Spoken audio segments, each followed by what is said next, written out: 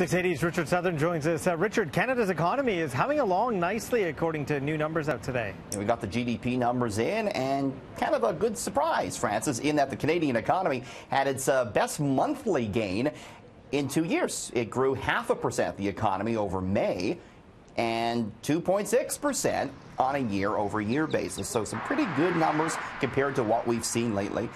In the month of June, the economy led by mining and oil and gas production, and this stronger than expected growth, it points towards another interest rate hike by the Bank of Canada. We've already had 2 of those this year. Most economists, though, don't think the bank will hike at its next meeting in September, but do think we'll see another interest rate increase before year's end. We saw the loonie tracking a little bit higher as a result today, Francis.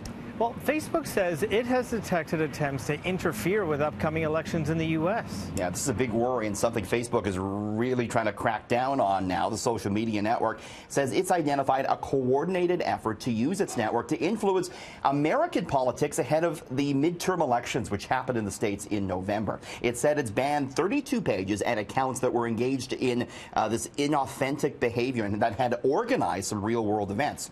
Now, Facebook said it doesn't yet know who's behind this, but the persons responsible spent $11,000 on ads and went to lengths to obscure their identities.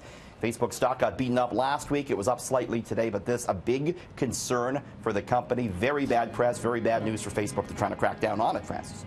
Well, many young people are regularly tapping into mom and dad's bank accounts, and you have an incredible story, though, about how 2 parents wanted to help their son make what could be the best investment ever. Yeah, it ended up working out really well for mom and dad. So mom and dad were Jackie and Mike Bezos, and they invested $245,000 of their hard-earned dollars in a little tiny company their son started called Amazon. This was back in 1995. Now, their son, he warned them, Francis. He said, listen, I actually have a quote. He said in 1995, I want you to know how risky this is, Mom and Dad. I want to come home at Thanksgiving, and I don't want you to be mad at me. But you know what? They went ahead, helped him out. Now that stake worth $30 billion. Geez. That's a 12 million% return. Of course, we've seen many stock splits. They own 16 million shares, 3.4% of the company. They're believed, his parents, Francis, to be ranked among the 30 richest people in the world. So mom and dad trying to help out their son really worked out quite nicely. Worked out really well. Yeah. So the business travel industry is quickly changing. A new report reveals what expenses workers are filing while they're on the road. Yeah, this is fascinating, and I think the biggest takeaway is how they're getting around in a vehicle. It is Uber and Lyft accounting for 93% of car travel expenses now. Taxis making up just 7%, Francis. Business travelers as well starting to stay in Airbnbs, 20% checking into that. And we can see the most popular destinations for work Airbnbs: London, Paris, LA, New York, California, South Bay, and Toronto, number 6. So that's a problem for the hotel industry, right? People are ditching hotels now for Airbnbs when you're on the road for work.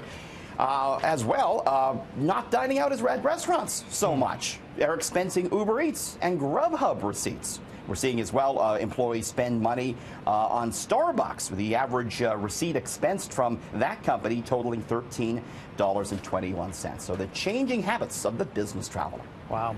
So is this the future for buying clothes? And hopefully it's not, because there's a vending machine out there selling vests, and they can't keep up with business. This is how I buy all my suits. All your vests? Al, this is exactly how I do it, right? So this is in San Francisco. It's by Uniqlo, a store which we have here in the Eaton Center. And they're selling vests. And this machine, you put in $50. They're $50 each. And it goes and it picks the color vest that you've inputted, and it drops it down, and it spits it out.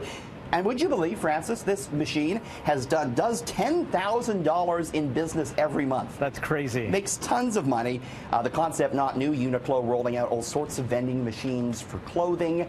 It's how people want to maybe interact now. Not with people, more with their local vending machine.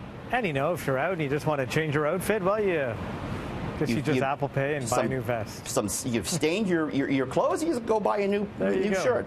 Good to go. So there's this woman suing Canada Dry ginger ale over what she claims is a lack of an ingredient. Right, so this courtesy of the Buffalo News. Julie Fletcher, who lives in upstate New York, apparently she used to give her kids ginger ale if they had an upset stomach. You know, the belief that ginger root would help with that.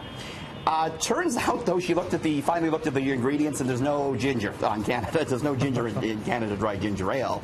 So she's suing them. It's a federal lawsuit. Ridiculous. Company argues that the natural flavoring in the drink does kind of contain ginger, but she said these commercials really fooled her because there's people pulling ginger out of the ground. We've seen some interesting food lawsuits as of late. A lawsuit against Kellogg's because there's no fruit in Fruit Loops, and of course Subway Subs was sued over the size of their hoagies. Francis. Okay, does this woman actually believe there's beer in root beer? Or orange in Orange Crush? Those are the next suits we're going to see, I think. All right. Can't buy that suit in a vending machine, can you? Thank you, Very good. Richard.